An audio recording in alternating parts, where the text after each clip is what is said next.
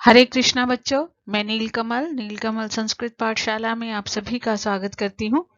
बच्चों, अपनी आज की इस कक्षा में हम अपनी 9वीं कक्षा की पाठ्य पुस्तक शेमुशी के 10वें पाठ का अध्ययन करेंगे, जिसका शीर्षक है जटायुः शौर्यम, जटायु की वीरता। यह पाठ वाल्मीकि रामायण पर आधारित है। आज हम इस पाठ का सरलार्थ करेंगे, शब्दों के अर्थ जानेंगे। अपना पाठ आरंभ करने से पहले जो नए बच्चे मेरे चैनल के साथ जुड़े हैं वो प्लीज चैनल को सब्सक्राइब करें व बेल आइकन दबाएं ताकि उनको आने वाले वीडियोस के नोटिफिकेशन मिलते रहें। बच्चों, आपको ये वीडियोस कैसे लग रहे हैं कमेंट बॉक्स में अवश्य लिखें, और यदि अच्छे लग रहे हैं तो दूसरे बच्चों के साथ भी शेयर अवश्य करें ताकि वो बच्चे भी इन पाठों का लाभ उठा सकें। तो चलिए बच्चों, शुरू करते हैं हम अपना आज का पाठ जटायुः शौर्यम, जो वाल्मीकि रामायण पर आधारित है, जिसमें सीता हरण के संदर्भ में जटायु की वीरता के विषय में बताया गया है।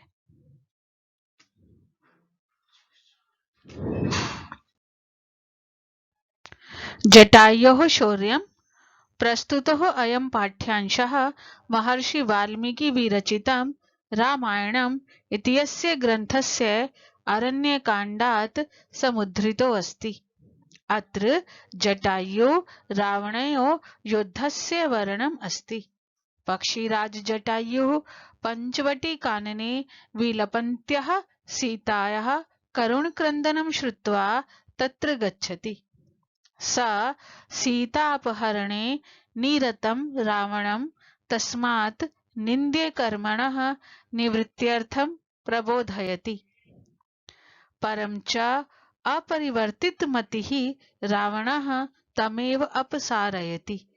ततः पक्षीराजः तुण्डेन पादाभ्यां च प्रहरति।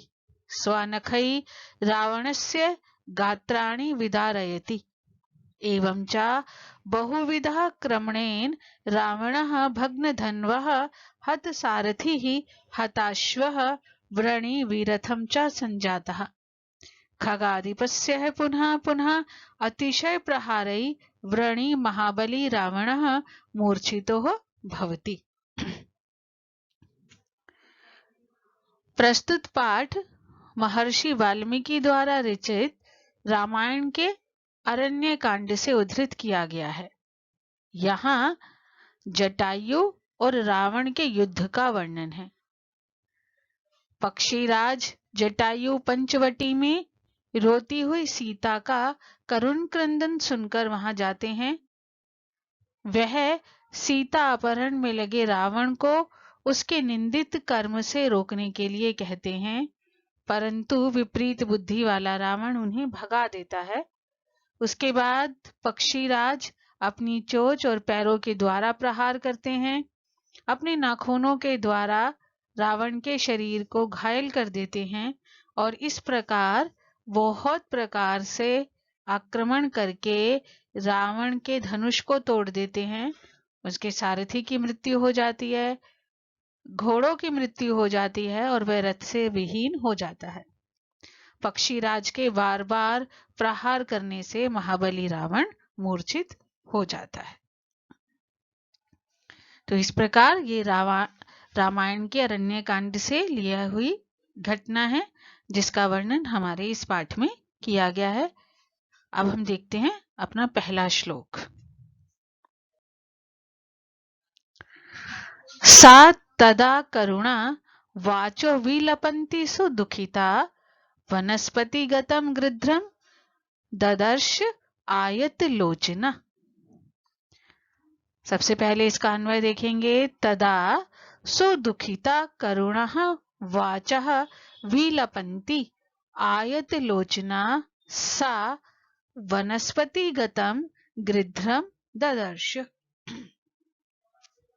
तदा तब सुदुखिता अत्यंत दुखी, करुणः वाचः करुण वाणी में, विलपंती विलाप करती हुई। आयत लोचना विशाल नेत्रों वाली सा उस सीता ने वनस्पतिगतम विशाल वृक्ष पर बैठे हुए गृध्रम अर्थात जटायु को ददर्श देखा।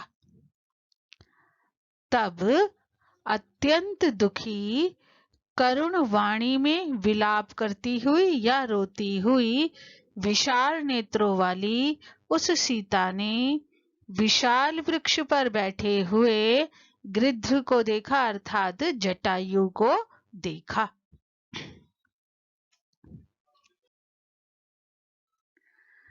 जटायो पश्य माम आर्य हिर्यमाणम अनाथवत अनेन राक्षसेन्द्रेण करुणम पाप कर्मणः। अन्वय है, हे आर्य जटायो अनेन पाप कर्मणा राक्षसेन्द्रेण अनाथवत ह्रियमाणाम माम करुणम पश्य। आर्य जटायो, हे आर्य जटायो अनेन इस पाप कर्मणा पाप कर्म करने वाले राक्षस इंद्रेण राक्षसों के इंद्र अर्थात राक्षसों के राजा राक्षस राजा रावण के द्वारा अनाथवत अनाथ के समान ह्रियमाणाम ले जाते हुए माम मुझ करुणम दयनीय को पश्य देखो। हे आर्य जटायु इस पाप कर्म करने वाले राक्षस राज रावण के द्वारा अनाथवत या अनाथ के समान ले जाते हुए मुझ दयनीय को देखो।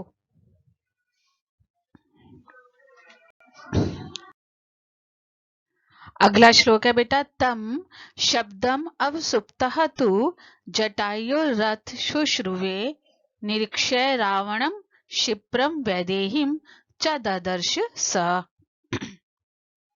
अन्वय है, अथ अवसुप्तः स जटायु तु तम शब्दम शुश्रुवे रावणम निरीक्ष्य क्षिप्रम वैदेहीम ददर्श च।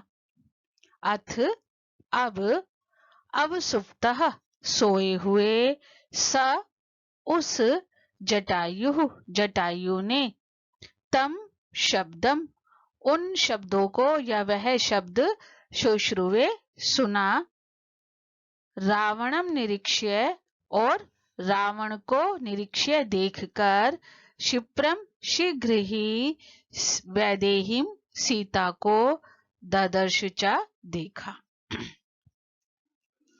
अथ अब सोए हुए उस जटायु ने वह शब्द सुना और रावण को देखकर शीघ्र ही सीता को देखा।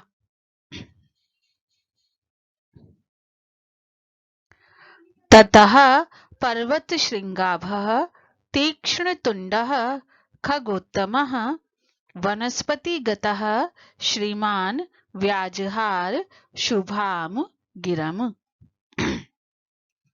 अन्वय है इसका, ततः वनस्पतिगतः पर्वत श्रृंगाभः तीक्ष्णतुण्डः श्रीमान् खगोत्तमः शुभाम गिरम व्याजहार। ततः उसके बाद वनस्पतिगतः वृक्ष पर बैठे हुए पर्वत श्रृंग पर्वत शिखर अर्थात पर्वत की चोटी के समान आभः कांति वाले तीक्ष्ण तुंडः तीक्ष्ण चोच वाले श्रीमान शोभायुक्त खग उत्तमः खगेशु उत्तमः पक्षियों में श्रेष्ठ है ना पक्षी श्रेष्ठ जटायु ने शुभाम सुंदर गिरम वाणी में व्याजहार कहा। उसके बाद वृक्ष पर बैठे हुए पर्वत शिखर के समान कांति वाले तीक्ष्ण चोंच वाले शोभायुक्त पक्षी श्रेष्ठ जटायु ने सुंदर वाणी में कहा। और क्या कहा?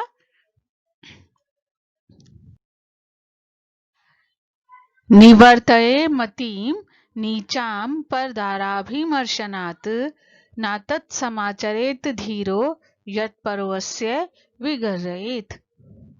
अन्वय देखिए, हे रावण, परदाराभिमर्शनात् नीचाम मतिम निवर्तय धीरः तत् न समाचरेत यत् अस्य परः विगर्हयेत्। अब जटायु रावण को क्या कहते हैं कि हे रावण, परदाराभिम अर्शनात्, परदाराभि पराई स्त्री के, अर्शनात् स्पर्श से, पराई स्त्री के स्पर्श से, नीचाम मतिम अपनी नीच बुद्धि को, निवर्तये हटा लो। क्यों हटा लो? क्योंकि धीरः धैर्यवान व्यक्ति को तत् न समाचरेत ऐसा आचरण नहीं करना चाहिए, यत जिससे अस्य उसकी परह अन्य लोग विगर्हित निंदा करें। हे रावण, पराई स्त्री के स्पर्श के दोष से अपनी नीच बुद्धि को हटा लो। धैर्यवान व्यक्ति को ऐसा आचरण नहीं करना चाहिए जिससे अन्य लोग उसकी निंदा करें।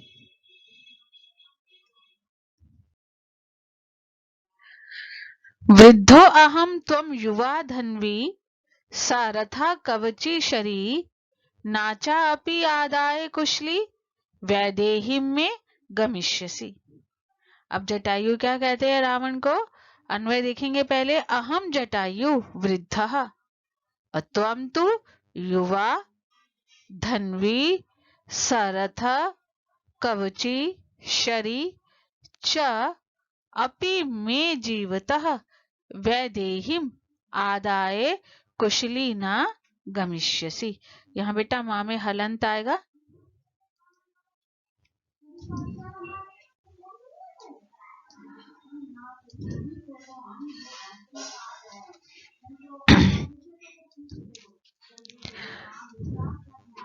अहम मैं, जटायु वृद्धः वृद्धो बूढ़ा हूँ, त्वं तु तुम, युवा धन्वी धनुर्धर, सरथः रथ युक्त, कवची कवच धारण किए हुए, शरीच और बाण लिए हुए हो।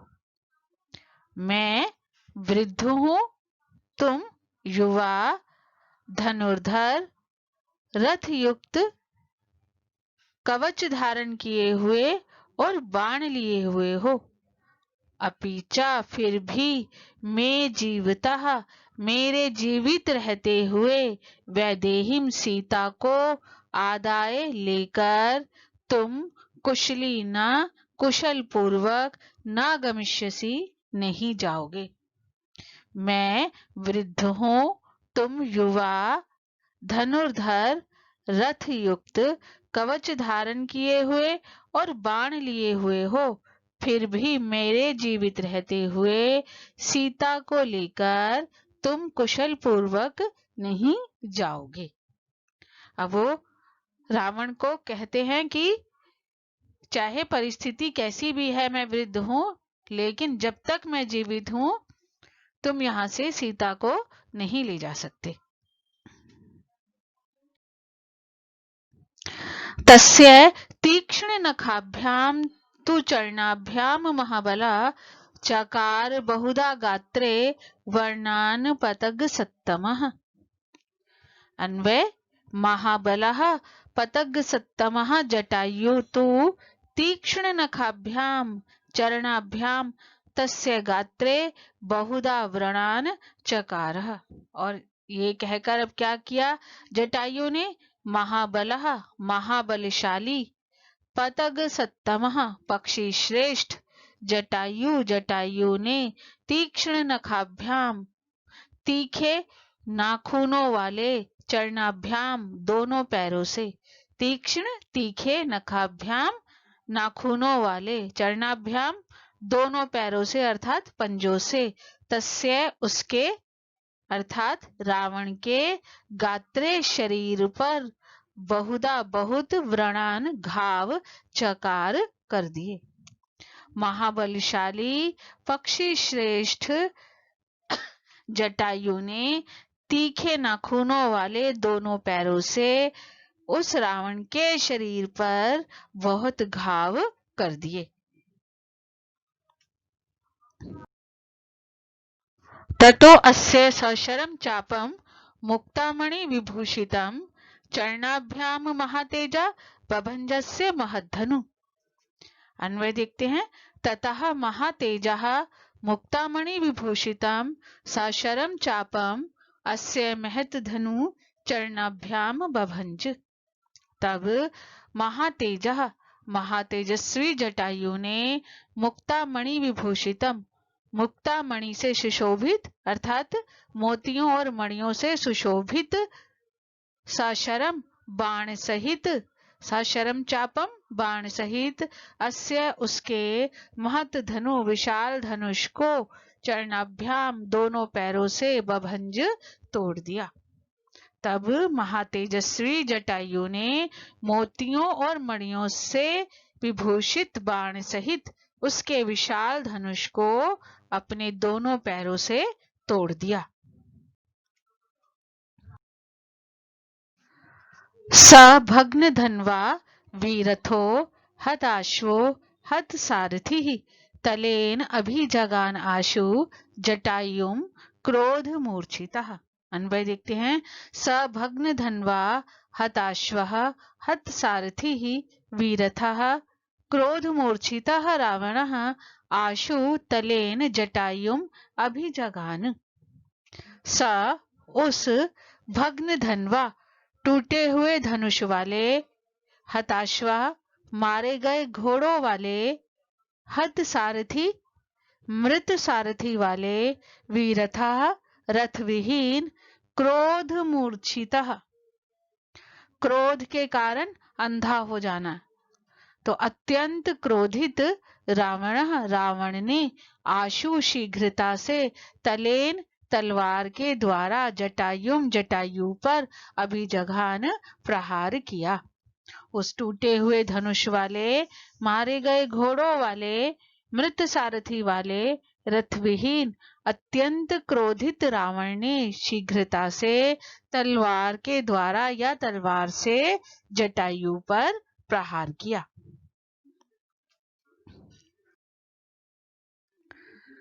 जटायुः तम अतिक्रम्य तुंडेन अस्य खगाधिपः वाम बाहुन दशा तदा व्यपहारात् अरिंदमः। अन्वय देखेंगे। अरिंदमः खगाधिपः जटायुः तम अतिक्रम्य तुंडेन अस्य दश वाम बाहुन व्यपहारत्। अरिंदमः शत्रुओं को नष्ट करने वाले खगाधिपः पक्षीराज जटायु ने तम अतिक्रम्य उस पर झपटकर या उस पर आक्रमण करके तुंडेन चोच से अस्य उसकी 10 वाम बाहुन बाई 10 भुजाओं को या बाई ओर की 10 भुजाओं को व्यपहारत उखाड़ दिया। शत्रुओं को नष्ट करने वाले पक्षीराज जटायु ने उस पर झपटकर चोच से उसकी बाईं ओर की 10 भुजाओं को उखाड़ दिया। तो जटायु ने रावण का सामना किया और रावण को भी बहुत नुकसान जो था पहुंचाया और उनसे युद्ध किया। तो बेटा ये था हमारे पाठ का सरलार्थ। ये पाठ के शब्दार्थ है, इन्हें आप देख सकते हैं बच्चे। यदि कोई शब्द नहीं समझ में आता है तो आप यहाँ पर भी शब्दों के अर्थों को देख सकते हैं ये सभी शब्दों के अर्थ जो हैं यहाँ लिखे हुए हैं। अब अगली कक्षा में हम इस पाठ का अभ्यास कार्य करेंगे।